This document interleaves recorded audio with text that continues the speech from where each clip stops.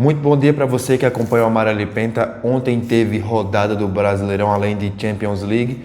Eu vou tentar falar apenas de Brasileirão. Eu estou me adaptando ainda a alguns horários, por isso que eu não estou vivendo futebol tanto tempo com você que está acompanhando aí, como eu fazia lá em janeiro, fevereiro. Eu estou um pouco mais debruçado na matina. Estou caindo na rotina e vou tirar esse bigode também porque tá feio pra caramba. Eu vou procurar aqui o jogo que aconteceu ontem, os que eu vi pelo menos, Palmeiras e Botafogo. O Palmeiras recuperou a liderança, o Palmeiras, acho que, cara, falando de merecimento, o Palmeiras não merece mais do que o São Paulo. O Palmeiras tem melhor time que o seu rival, o time de Roger Machado perdeu e igualou os pontos com o Palmeiras, na verdade foi o contrário, o Palmeiras que igualou os pontos com o São Paulo, porque o São Paulo tinha 16 pontos, o Palmeiras tinha 13, tinha perdido para o Vasco de virada, o Vasco que é a sensação do campeonato, e eu vou falar disso aqui daqui a pouco, e o São Paulo ganhou do Curitiba por 2-0, a gente esperava um pouco menos dessa estreia de Roger Machado, o São Paulo ainda manteve sua identidade, deixa eu até ajeitar a câmera aqui, o São Paulo manteve a sua identidade, e a gente não esperava que o Roger Machado ia começar tão bem, mas a gente também, quando o Roger Machado fez uma boa estreia, a gente não esperava que fosse perder tão rápido. E aí, o São Paulo tinha uma vantagem e podia ampliá-la, né? Se tivesse mantido o empate com 0-0 contra o Atlético Mineiro, poderia ter progredido e continuado líder do Brasileirão. Mas agora é o Palmeiras por causa do saldo de gols.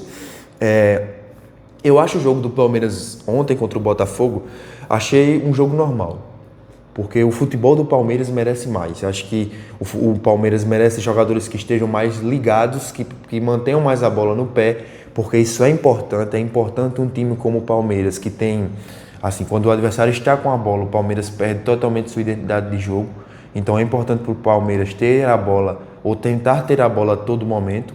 A posse de bola é importante para o Alviverde. Aos 43 minutos, o Palmeiras até faz uma bela jogada ali com o John Arias, um belo orquestrador, um cara que faz o diferencial na equipe. Eu vejo um futuro muito promissor no John Arias com esse time do Palmeiras. Era o confronto mais desequilibrado, né, do Brasileirão para mim dessa rodada, porque o Botafogo não vive a melhor fase. Foi o que eu disse ontem no programa da Guarabira FM, falando sobre esporte, sobre essa rodada que ia acontecer. O Palmeiras poderia recuperar a liderança, como recuperou, e nisso eu palpitei bem, porque não tinha um Botafogo bem para brigar, para competir. Então foi isso que aconteceu. Foi um jogo onde o Botafogo quase chegou perto da possibilidade de empatar, mas não fez o Palmeiras nem sequer correr o risco, porque o time do Botafogo vacilou demais. Tem uma defesa que é muito desatenta. Por isso que aos 8 minutos, Andréas Pereira, que é o motor do campo, fez um gol que desviou no Alan. Foi um toque tão mínimo que eu anotei aqui como gol do Andréas. Mas foi gol do número 40, Alan, que é um ótimo jogador, é promissor demais, é futuro seleção brasileira. É o que eu acho dele, é um ótimo atleta, é o que dá mais perigo e mais velocidade para esse ataque do Palmeiras. E o Botafogo hoje é um mau time. Ele é um mau time. Porque na primeira chegada do Palmeiras não pareceu se dar o esforço nem de marcar. O gol do Alan, que foi chute do Andrés, mas desviou no Alan, foi o primeiro ataque do Palmeiras. Daí foi gol 1-0, o Palmeiras abriu o placar no 8º minuto do jogo, para você ver como é que tá uma bagunça esse Botafogo. O Botafogo que era referência até poucos anos atrás, nem parece que fazem 2 anos do ano glorioso, né, que é o Botafogo. E, cara, hoje não é nada comparado ao Botafogo de 2024, porque hoje, especificamente ontem, tem uma defesa que dorme muito, que descansa demais e não é nada atenta. O Botafogo permite que muitas coisas passem despercebidas, como passou o próprio Andréas na área, né? porque você vê que toda a jogada vai sendo construída calmamente pelo ataque do Palmeiras. Daí o Andrés, que joga de 5 às vezes, ele desce demais para ter a bola no seu pé, e isso é muito bom para o Palmeiras. O Andrés é muito bom jogador e muito bom passador, é de ótimos passes, aquele camisa 8 do Palmeiras. Ele entra na área e aí ele é oportunista demais para colocar a bola para dentro, muito oportunista. E ninguém estava vendo, parece, do Botafogo. Ninguém estava vendo isso. O Palmeiras precisa também iniciar o jogo mais quente, um jogo com mais intensidade, saber quais jogadores vai ter que marcar e neutralizar o time para não deixar a bola em disputa o tempo todo. Porque, como eu disse, o Palmeiras precisa ter a bola, porque senão vai sofrer. É diferente de um Fluminense, por exemplo. Um Fluminense não sofre sem a bola, mas o Palmeiras vai sofrer sem a bola porque tem jogadores que a pedem, tem jogadores que disputam por ela.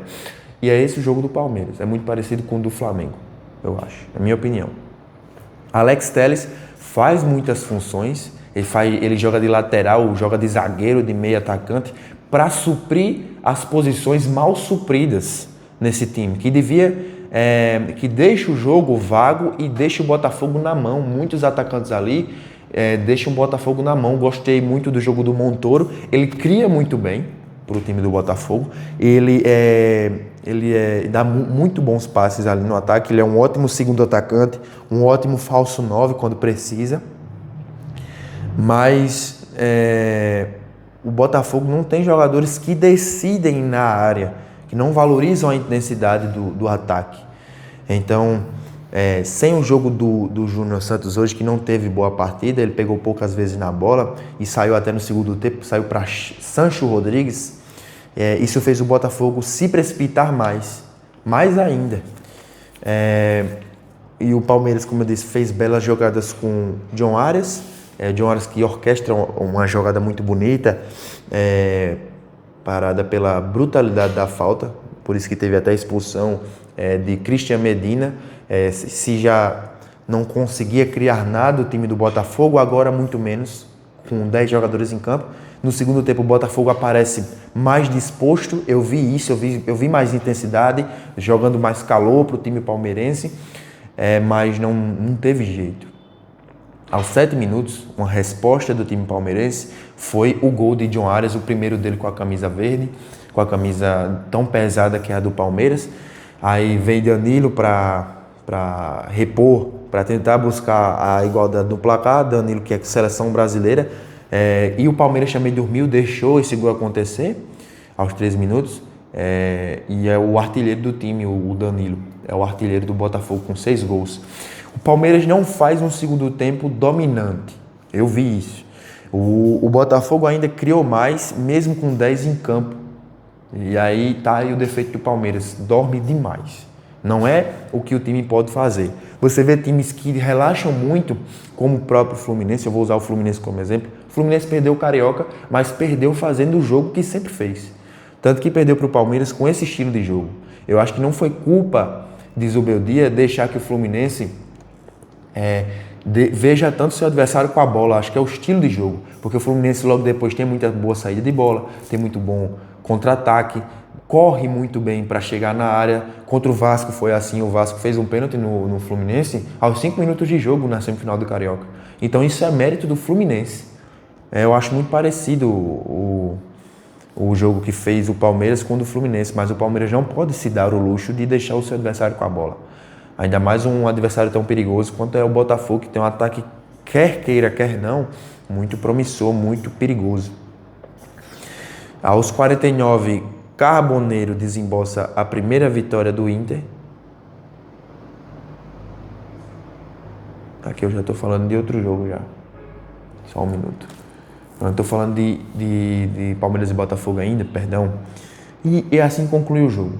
Concluiu-se o jogo, Palmeiras e Botafogo. Achei um jogo nada promissor do Palmeiras, acho que é uma vitória merecida, porque é o primeiro jogo no Allianz, mas nada além disso. Não teve jogo bonito do Palmeiras, não teve dominância em toda a parte do jogo. É disso que o Palmeiras precisa ter a bola, e o Botafogo precisa de mais sequências de vitórias, o que não vem tendo em toda a temporada. Parece que Eu tirei o dado de que o Botafogo não vence no Brasileirão desde o dia 29 de janeiro, desde a sua estreia. Vou falar agora de Santos Internacional. Eu ainda não estou acreditando, e você que acompanha aqui os vídeos, você sabe que eu tenho um azar muito grande com partidas gloriosas de grandes jogos como Champions League. Eu perdi o 3-0 do Real Madrid para ver Chelsea e PSG. Se eu soubesse a soberania do PSG para cima do Chelsea, eu teria visto Real City, eu teria visto Valverde e Vinícius Júnior bailando para cima do clube inglês. E foi assim que aconteceu com o Santos Internacional. Eu devia ter visto o Vasco e Fluminense. Estou gostando muito do futebol de Renato Gaúcho com o Vasco. Acho que o Vasco merece demais o treinador que tem. Acho que o Vasco merece se saborear de boas vitórias e acho que o Vasco merece constância também, porque não teve isso com o Fernando Diniz. Mas eu assisti Santos e Internacional. O Santos chegou mais vezes e melhor na área, tá?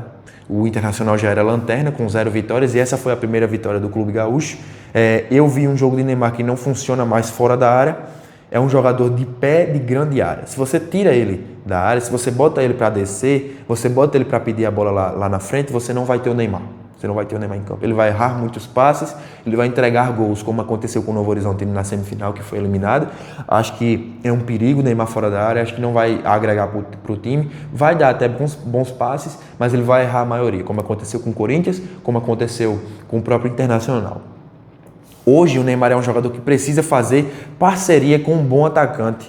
O 10 é muito bom nos passes e nas assistências, mas nesse Santos ele não vai longe e muito menos leva o time para frente. O próprio Neymar não ajuda tanto o Santos, fez um gol de pênalti, o que eu acho obrigação do atacante que é o Neymar. Acho que ele merecia até mais, na verdade. Acho que o Santos merecia mais dele, porque o Neymar não está jogando por onde nem ser seleção brasileira. Aqui eu não estou nem menosprezando a seleção, porque a seleção é a maior camisa do futebol da história para mim. Eu sou amante da seleção brasileira. Eu estou dizendo o seguinte, eu estou dizendo que o Neymar, que é artilheiro da maior seleção do mundo, não está merecendo-a. Nem isso ele está merecendo. Uma seleção que era tão dele, ele não merece. E hoje não tivemos Neymar como herói, em momento nenhum. Nem no pênalti, que foi aos 10 minutos, o Neymar. E acho que não tivemos o Brasão como herói da partida, porque salvou o Santos. E acredite ou não, o Santos foi salvo ainda, deu uma goleada contra o Internacional. Neymar fez de pênalti, tiveram 6 impedimentos no jogo. Foi um jogo de muita precipitação, um jogo de muito exagero no ataque, um jogo de muito avançar de linhas.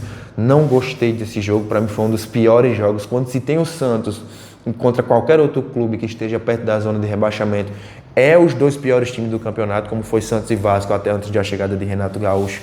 Eram os 2 piores times do campeonato e agora não se diferencia. Santos e Internacional foi o pior jogo da rodada. Nem Corinthians e Chapecoense, nem Chapecoense e Corinthians serão o pior jogo como foi Santos Internacional. E aí aconteceu que teve um gol contra de Zé Rivaldo no iniciozinho do segundo tempo, lá nos primeiros 5 minutos. Deixa eu ver se eu encontro aqui. É isso aí, contra de Zé Rivaldo. Neymar faz logo depois. E, cara, logo após o Inter vai para cima do Santos sem medo nenhum, né? Você vê isso. Você vê que o Santos tinha dificuldade na zaga e tem um ataque que não funciona. Tem Gabigol e Neymar que... Cara, como é que o time do Santos está perdendo com Gabigol e Neymar no ataque? Até pouco tempo isso era impossível, cara. Eu vou anunciar os jogos aqui porque a bateria do microfone está acabando. Grêmio, que tem 2 vitórias, 2 derrotas e 2 empates, vai enfrentar o Vitória na Arena do Grêmio às 7 horas. O Vitória também não vai bem, 2 vitórias, 2 derrotas e 1 empate. Eu acho que não vai bem porque é um mau time. Empatou com o Bahia, perdeu para o Bahia no Nordestino, no Campeonato Baiano, empatou o Bavi no Brasileirão.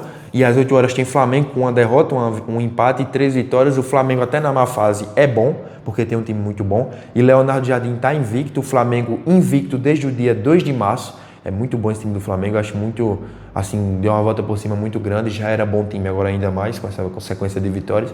O Remo tem 3 derrotas, 3 empates, não venceu ainda e não será agora que vai vencer, jamais com o time que vai enfrentar hoje. Às 9h30, Chapecoense e Corinthians, o Chapecoense tem 1 vitória, 3 empates e 1 derrota, não vence desde o dia 28 de janeiro, que foi a sua estreia contra o Santos. O Corinthians, 2 derrotas, 2 vitórias e 2 empates, não venceu desde o dia 22 de fevereiro, desde que se complicou no Campeonato Paulista, vem sofrendo. E os dados importantes sobre esse campeonato é que o Palmeiras dormiu na liderança, o São Paulo perdeu e igualou